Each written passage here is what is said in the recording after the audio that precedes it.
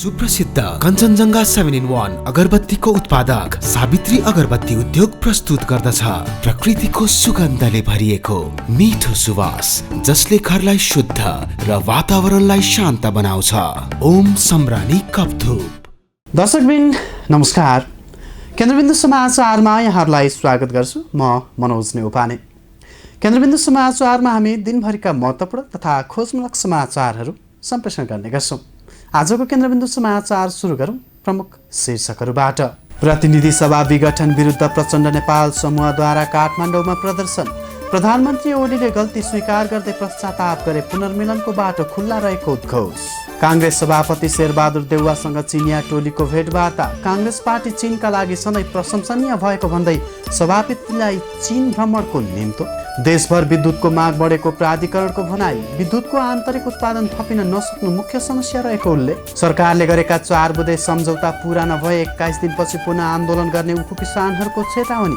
र अमेरिकी सुरक्षा निकायमा ट्रम्प प्रशासनद्वारा व्यापक क्षति पुर्याइएको राष्ट्रपति निर्वाचित जो बाइडेनको भनाई। राष्ट्रिय सुरक्षाबारे महत्त्वपूर्ण जानकारी उपलब्ध नभएको गुनासो। जस्तै परिस्थितिमा पनि होन्डा छ सधैँ तपाईसँगै। त्यसैले अब होन्डा हुनेछ तपाईसँग मात्र 1 रुपियाँको डाउन पेमेन्ट वा 1 रुपियाँको इएमआई वा 1% इन्ट्रेस्ट रेटमा। थप जानकारीका लागि यी नम्बरमा कल गर्नुहोस् वा माथि दिएको लिङ्क क्लिक गर्नुहोस्। होन्डा छ सधैँ तपाईसँगै। International School of Tourism and Hotel Management. समाचारको सुरुमा कोरोना अपडेट। नेपालमा आज थप 708 जना कोरोना भाइरस संक्रमित थपिएका छन्। स्वास्थ्य तथा जनसङ्ख्या मन्त्रालयका अनुसार देशभरका प्रयोगशालामा 6135 जनाको गरिएको पिसिआर परीक्षणमा 708 जनामा सङ्क्रमण पुष्टि भएको हो। गत 24 घण्टामा 731 जना सङ्क्रमण मुक्त भएको मन्त्रालयले जनाएको छ।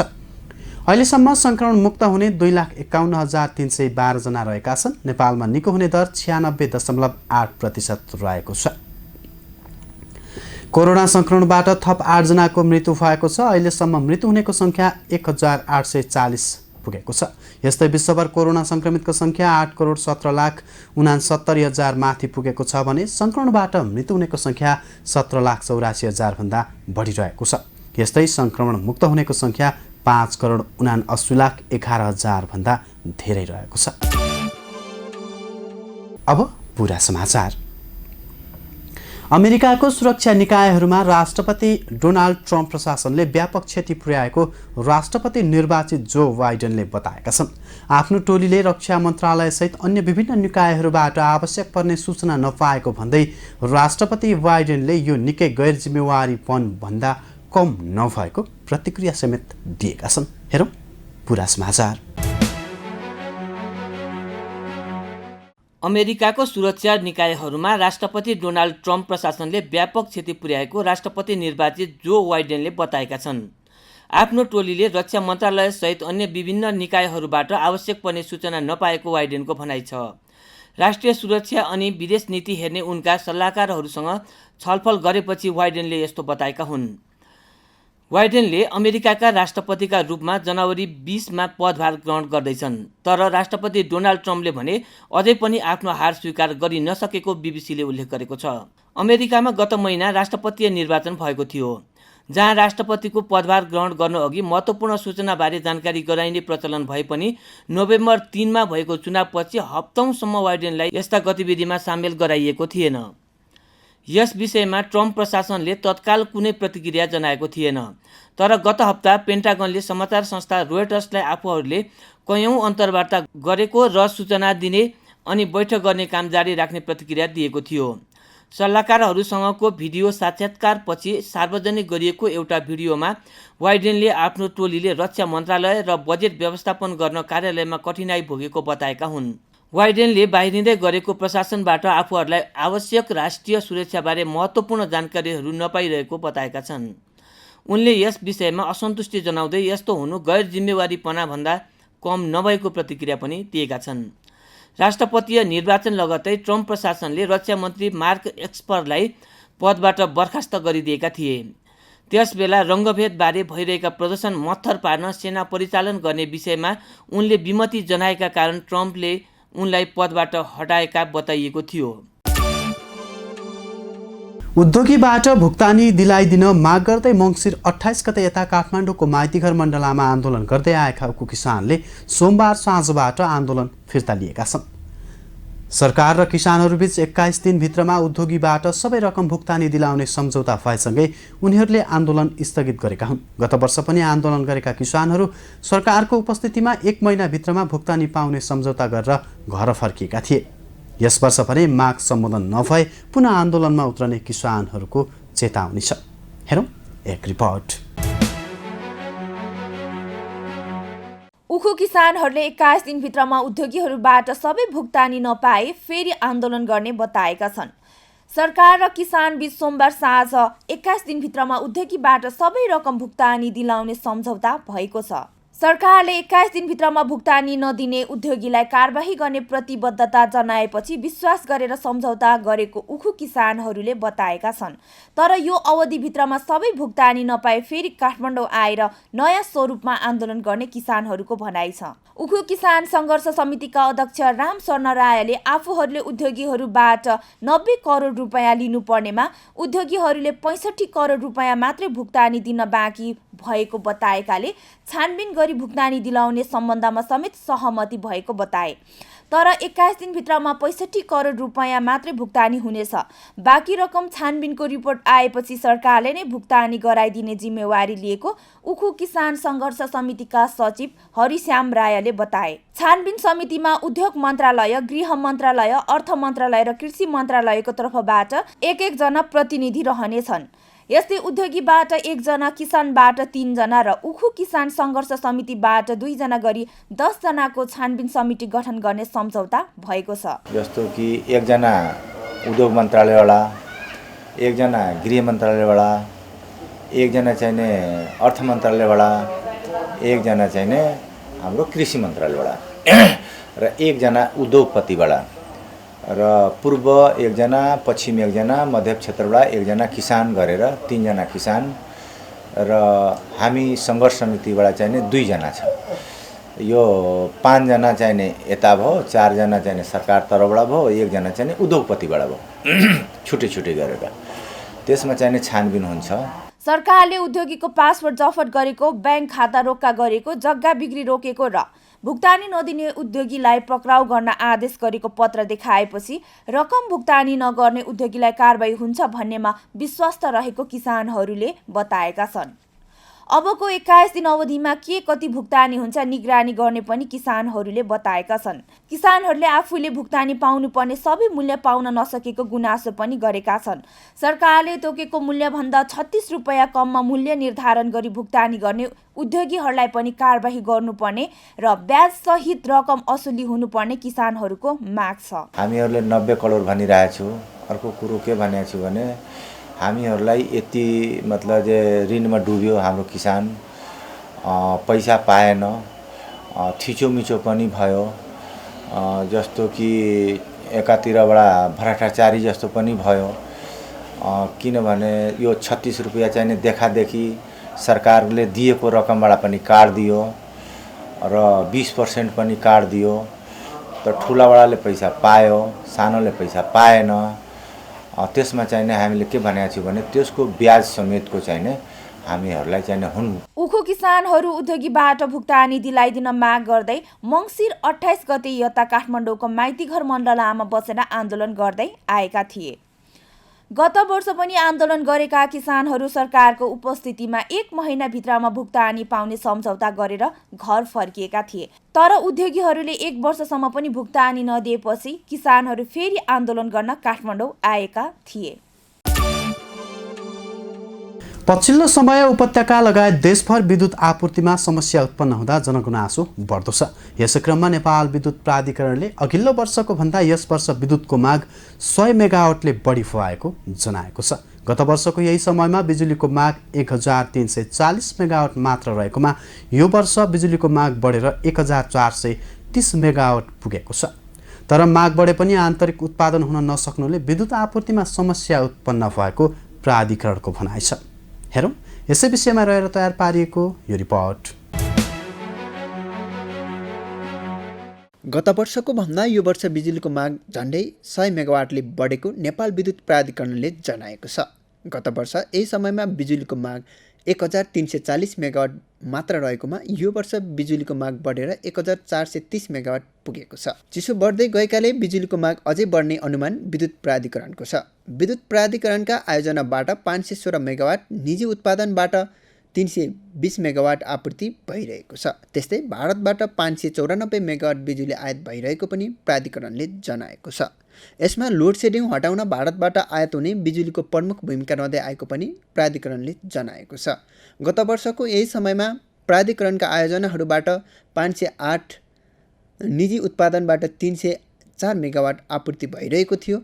त्यसबेला भारतबाट 494 मेगावाट बिजुली आयात गरिएको थियो। गत वर्षको भन्दा यो वर्ष भारतबाट बिजुली आयात 100 मेगावाटले बढेको देखिएको छ। तर माग बढेको बढै गर्ने र आन्तरिक उत्पादन थपिन नसक्दा माग र पूर्तिको सन्तुलन कायम गर्न विद्युत प्राधिकरणलाई हम्मे परेको छ।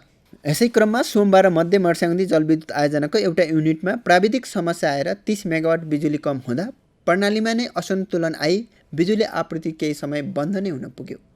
यी विविध पक्ष हुँदाहुँदै पनि गत वर्षको भन्दा यो वर्ष बिजुलीको माग बढेको प्राधिकरणका कायम मुकायम कार्यकारी निर्देशक हितेन्द्रदेव साक्यले बताए।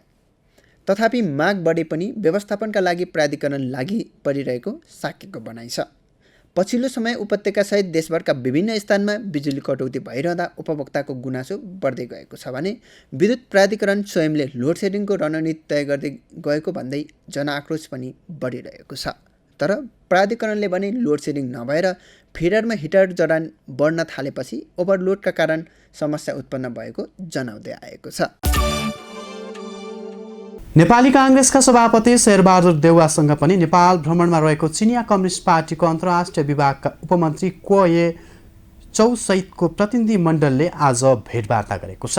भेटमा काङ्ग्रेस पार्टी चीनका लागि सधैँ प्रशंसनीय भएको भन्दै सन् 2021मा चिनिया कम्युनिस्ट पार्टी स्थापनाको 100वार्षिकीमा चीन भ्रमणको निम्तो समेत दिएको छ। हेरौँ यो रिपोर्ट। नेपाल भ्रमणमा रहेको चिनिया टोलीले नेपाली काङ्ग्रेस सभापति शेरबहादुर देउवासँग पनि भेटवार्ता गरेको छ। चिनिया कम्युनिस्ट पार्टीको विदेश विभागका उपमन्त्री गुओ एचो नेतृत्वको टोली मङ्गलबार बिहानै बुढानीलकण्ठ स्थित देउवा निवास पुगेको थियो। भेटमा चिनिया टोलीले राष्ट्रपति सी जिनपिङको शुभकामना सन्देश सुनाएका थिए भने देउवाले चिनिया कम्युनिस्ट पार्टी स्थापनाको 100 वर्ष पुरा भएकोमा बधाई तथा शुभकामना दिएको काङ्ग्रेसका परराष्ट्र सल्लाहकार दिनेश भट्टराईले जानकारी दिए। भट्टराईका अनुसार चिनिया टोलीले नेपालका सबै पार्टीसँग मित्रेपूर्ण सम्बन्ध राख्ने बताएको थियो। संवादका क्रममा चिनिया टोलीले काङ्ग्रेस संस्थापक तथा नेपालको प्रथम जननिर्वाचित प्रधानमन्त्री बीपी कोइरालाको समेत स्मरण गरेको थियो। उपमन्त्री क्योले काङ्ग्रेससँग आफूहरूको राम्रो सम्बन्ध रहिआएको उल्लेख गरेको तथा सो पार्टी सरकारमा भए पनि नभए पनि प्रशंसनीय नै रहेको बताएका थिए। भेटमा क्योले नेपालका प्रथम जननिर्वाचित प्रधानमन्त्री बीपी कोइरालाले चीनसँगको सम्बन्ध सुधारमा गर्नुभएको योगदानको पनि प्रशंसा गरेका थिए। भट्टराईका अनुसार चिनिया टोलीले काङ्ग्रेस र चिनिया कम्युनिस्ट पार्टीको सम्बन्धबारे चर्चा गर्ने क्रममा नेपाल चीन सीमा सम्बन्धी प्रोटोकलको आधारशिला काङ्ग्रेस नेता एवं तत्कालीन प्रधानमन्त्री बीपी के पालामा तयार भएको स्मरण समेत गरेको थियो। चिनिया टोलीले सन् 2021मा चिनिया कम्युनिस्ट पार्टी स्थापनाको अवसरमा हुने कार्यक्रमका लागि देउवालाई निम्तो समय दिएको सल्लाहकार भट्टराईले जानकारी दिए। दर्शकवृन्द, केन्द्रबिन्दु समाचारमा अब आजको टप 1 न्युजको पालो। नेपाल कम्युनिस्ट पार्टी नेकपाको प्रचण्ड नेपाल समूहले आज काठमाडौँ उपत्यकाका विभिन्न स्थानमा विरोध प्रदर्शन गरेको छ। विभिन्न स्थानबाट सुरु भएको प्रदर्शनसँगै रत्न पार्क स्थित प्रदर्शनी मार्गमा विरोध सभाको समेत आयोजना गरिएको थियो। सभामा अध्यक्ष पुष्पकमल दाहाल प्रचण्ड र माधव कुमार नेपाल लगायत शीर्ष नेताले सम्बोधन गरेका छन्। हेरौँ यसै विषयमा रहेर तयार पारिएको यो रिपोर्ट। नेपाल कम्युनिस्ट पार्टी नेकपाको प्रचण्ड नेपाल समूहले आज काठमाडौँ उपत्यका लगायत देशभर विरोध प्रदर्शन गरेको छ।